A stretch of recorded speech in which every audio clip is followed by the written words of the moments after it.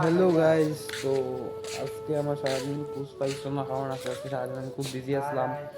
তো ওখানে আমি একটু ফ্রি ছি, মানে বিজি আসলাম, মানে সারাদিন ঘুমাইছিলাম আর কি। আর একবার গেছিলাম, ঘুম থেকে উঠছি, উঠিয়া এখন আর বাইরেছি, এখন আটছি একটু জায়গা আটি, এখন কই মায়ের একটু দর্শন করে যাই। এই দেখো আমাদের এখানে কালিমা, এখানে হরে কৃষ্ণ, রাধা কৃষ্ণ।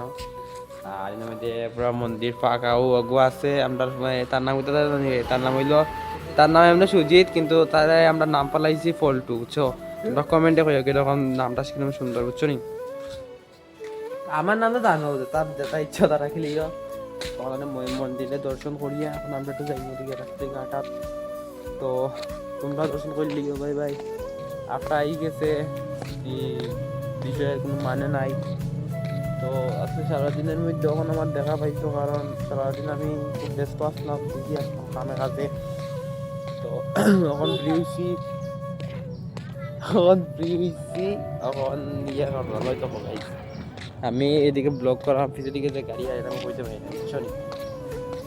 তো একটু এখন একটু আটতে পেরেছি, আটার যাই দেখি কি তা তেমন কিছু মিলিয়ে নি।